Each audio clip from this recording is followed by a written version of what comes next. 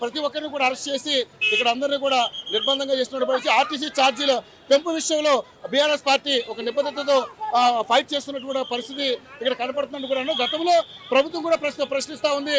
RTC employees చావులకు కారణమైనటువంటి BRS ప్రభుత్వం గతంలో ఉన్నప్పుడు మరి ఏం చేశారు, ఏ గడ్డి బీకారంటూ కూడా ఇప్పుడు మాట్లాడుతూ ఉన్నారు.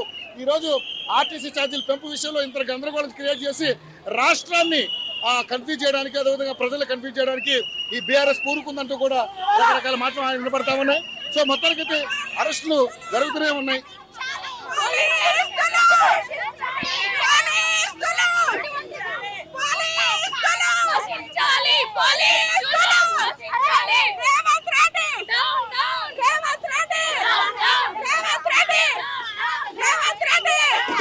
ఇంతమంది రౌడీలాగా రౌడీ అంటే పోలీసు వాళ్ళని పెట్టుకోలేడు, తెలంగాణలో రౌడీలను పెట్టుకున్నాడు మన రేవంత్ రెడ్డి.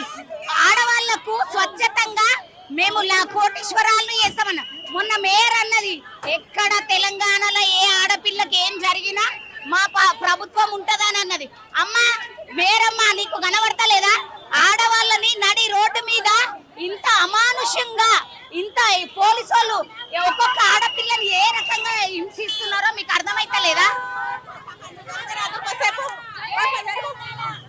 ఒకటండి, సాధారణకి ఇబ్బంది కలగకుండా, సామాన్య పౌరుడికి ఇబ్బంది కలగకుండా ఉండడానికి మేము చాలా ప్రజాస్వామ్యబద్ధంగా నిరసన తెలియజేయడానికి వస్తే మహిళలను కూడా చూడకుండా ఇంత ఇబ్బంది పెట్టడం అనేది రేవంత్ రెడ్డి గారిని ఒకటే అడుగుతున్నాం.